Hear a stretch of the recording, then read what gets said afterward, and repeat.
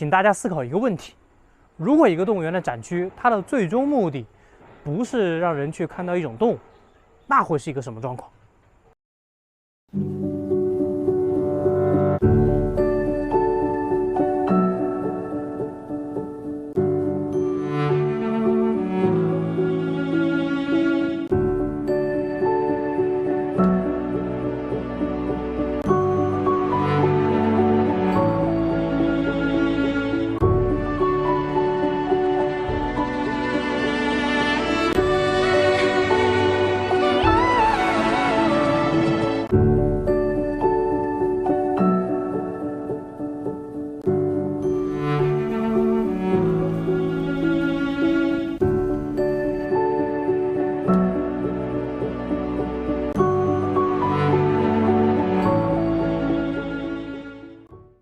大家好，我是花石。今天我将带大家看一看南京红山森林动物园即将开放的一个新展区，那就是本土动物区。在过去几年里面，南京红山为我们奉献了一些非常优秀的新展区，例如致力于展现灵长动物神奇的亚洲灵长馆，讲述中国猫科动物保护的中国猫科馆，让人觉得黑熊、棕熊不比熊猫差的熊展区。这些展区一次又一次刷新了我们的视野，让我们知道中国的动物园也是能够建出优秀的、先进的展区的。然而呢，红山的总设计师马可师傅就一直跟我说，那几个展区啊，它其实是国外优秀动物园10几年、20几年前的那种水平。而我现在所在的本土动物区，将是动物园下一个阶段的形态。这个展区即将在11开放，今天呢，就让我带大家看一看。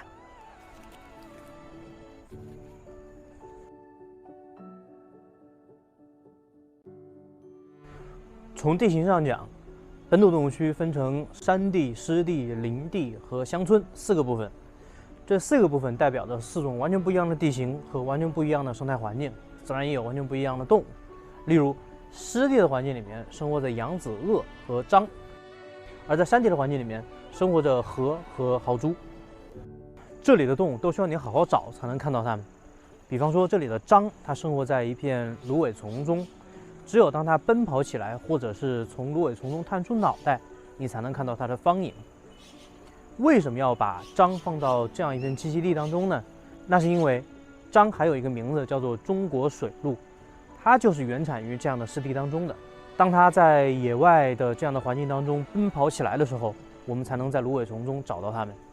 让我们把注意力从獐的身上挪到它周围的植物上。水里面有一种开了黄花的植物，这就是荇菜。看到它，我不由得想起了一首诗：关关雎鸠，在河之洲。窈窕淑女，君子好逑。参差荇菜，左右流之。窈窕淑女，寤寐求之。看到这么漂亮的一块湿地，我们中国人很难不会产生一种文化上的认同。如果你等在池塘周围，你可能会看到一群比麻雀还要小的鸟，那就是白腰文鸟。它们在这儿非常的常见。园方有时候会称这片展区为白腰文鸟展区，而不是獐的展区。它们在自然界里面的典型栖息地就是这样的一个湿地高草，而它们又是一种南京的本土动物。园方通过高度多样性的植物搭配，塑造起了这个本土动物区的造景。而在这样的造景当中，就有野生动物长期在这个地方生活，而它们也成为了这个展区的一种展品。还有什么比这更美妙的事情呢？当我沉醉在这样一片展区当中的时候，我突然意识到，这片展区的终极目的其实不只是让大家观察獐。换句话说，这片展区的主角其实不是獐，而是这片栖息地，是这里的植物，是这里的野生动物，它们共同组成了这样一片良好的栖息地。游客来到这里，其实并不只是看到獐长什么样子，他们更多的是了解獐是如何生活的，它们生活在什么样的地方，和什么样的生物共存。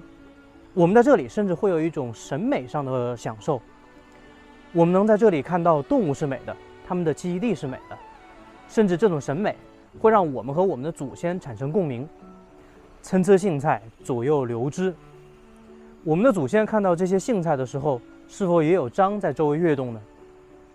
这么好的一片栖息地是如何塑造出来的呢？我们知道，食肉动物依赖于食草动物，而食草动物又依赖于这些植物。这些植物归根结底是依赖于我们脚下的大地。我现在所在的地方是小企的展区，大家可以跟着我在这里走一走，来看看这里的大地。你们有没有感觉到这里的大地是软的？没错，我脚下不是光秃秃的土地，这里有很厚的枯枝落叶层。在我们长江中下游林地下面，其实就应该是这个样子，这才是健康的地面。如果我们扒开这些枯枝落叶层的话，你可能会看到一些小虫子，它们正在吃这里的有机质，在分解这些东西。而这些小虫子又吸引来了大虫子，大虫子吸引来了小蜥蜴，吸引来了蟾蜍，最终又吸引来了刺猬，吸引来了黄鼠狼。这就是一片生机勃勃的地面。这样的地面还有一个副产物，你们看，我面前有几坨小几的便便，有的新鲜，有的陈旧。是的，这里的饲养员是不用铲屎的，便便在这个地方有虫子，有其他的一些生物会把它们天然给分解掉。有的动物园呢，他们就喜欢干净的水泥地或者干净的草坪，但那样的地面不是完整的地面，对动物也未必有那么好。在小几的展区旁边有这样一方小小的窗户，你们可不要小瞧它。园方戏称这是蚯蚓展区，这也不完全是戏称了。我们在这儿能看到，这里有厚厚的落叶层，有下面零溶的土，然后还有腐殖质。在这里，如果我们等得足够久，你是能看到蚯蚓在内的一些土壤里面的小虫的。这就是一个健康的土壤，一个完整的土壤。而在乡村环境的展区当中，我最喜欢的就是这一方展区，这是一个灶台。它展示的是什么动物呢？你们看，这里还贴着灶王爷的画像，难道这里展示的是灶马吗？其实不是，这是黑眉锦蛇的展区。其实红山也会制作生态缸，在这个展区的背面就有几个给其他常见的两爬生活的那些展缸。而在这个地方呢，它还原的是黑眉锦蛇在农村最容易出现的一种环境，那就是灶台。这样一种展示实际上是一种驱散恐惧的展示。我们很多人很害怕蛇，但几十年前在乡村环境当中，很多蛇是很常见的。很多人知道黑眉锦蛇其实没有毒，而且会吃老鼠，它们对我们人类是有益的，所以它们和黑眉锦蛇的相遇其实就没有那么多的恐惧。这样一方看起来比较怪异的展窗，就会让我们无法不去思考我们和动物，尤其是常见动物之间的关系究竟应该是怎么样的。整个本土动物区也是如此，我们甚至可以说，它的终极目标不是让人去看这里饲养的一些动物。整个红山有大量可以随意看到动物的展区，有很多挖空心思的让人能够看到动物，又不给动物过多压力的那种设计。不缺这一个让人看动物的展区，这个展区更多是让人去观察那些动物赖以生存的环境，逼迫人们思考人和动物之间的关系。所以，到这个展区来参观，你的脚步一定要慢一点，你的声音要轻一点，然后呢，像真正的野外那样去寻找动物吧。